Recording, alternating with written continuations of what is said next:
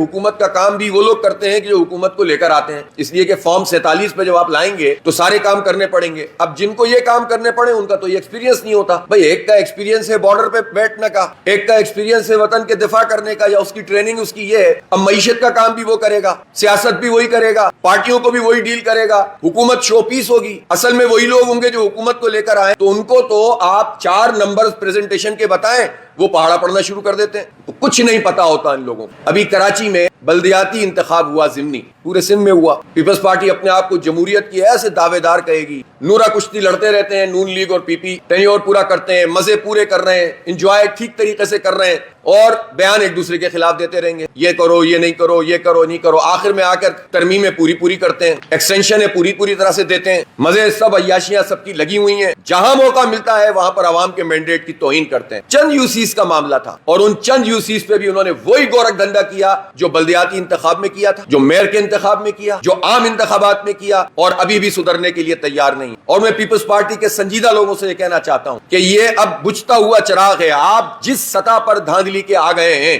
جس طرح سے لوگوں کی رائے کو سپریس کر رہے ہیں، جمہوریت دشمنی کر رہے ہیں، اس کے نتیجے میں اب یہ پارٹی ویسے ہی عوام مسترد کر چکے ہیں۔ لوگ مسترد کرتے ہیں اور یہ جو ہے اپنے آروز کے ذریعے سے نیا نتیجہ بنا کر جو ہے لے آتے ہیں۔ اب آپ مجھے بتائیں کہ اسٹیبلشمنٹ کے سہارے پر جو پیپلز پارٹی کھڑی ہوئی ہے، پورے سندھ میں قبضہ سسٹم چل رہا ہے، یہ اسٹیبلشمنٹ کیا کر رہی ہے؟ نعرے تو ہم نے بہت سنے تھے کہ ہم سسٹم کا خاتمہ کریں گے، آرمی چیف صاحب نے بھی کہا تھا جب کیئر ٹیکر گورنمنٹ چل رہی تھی کہ ہم سندھ سے سسٹم ختم کر دیں گے۔ سسٹم ایک خاص اصطلاح ہے وہاں قبضے کی، لیکن اس سسٹم کو اسلام آباد میں لا کے بٹھا دیا اور پورا سندھ کے عوام کو ان کے حوالے کر دیا ہے۔ ان کے آگے کوئی کھڑا ہونے کی جرت نہیں کرتا، اس لیے کہ پیچھے بیک بہت ان کی مضبوط ہے۔ تو اسٹیبلشمنٹ کی مرضی سے یہ ساری دھاندلی ہوتی ہے، چاہے عام انتخابات ہوں یا بلدیاتی انتخاب میں جماعت اسلامی کا میئر انہوں نے نہیں آنے دیا، یا ابھی ضمنی انتخاب میں۔ ہم تو کہتے ہیں ہم جہاں جیت رہے ہیں ہمیں جیتنے دو، جہاں ہار رہے ہیں ہارنے دو، لیکن جماعت اسلامی کو کہتے ہیں آپ دیانتدار ہیں، آپ لائل ٹو کنٹری ہیں، آپ جو ہیں بہترین ہیں، آپ بہت اچھا کام کرتے ہیں، آپ کے نعمت اللہ خان نے پورا شہر بنا دیا، آپ کے وزراء نے کیفی میں بہترین پرفارم کیا، آپ نے ملک کے لیے قربانیاں دیں، آپ نے پھانسی کے پھندوں پہ جھولنا پسند کیا،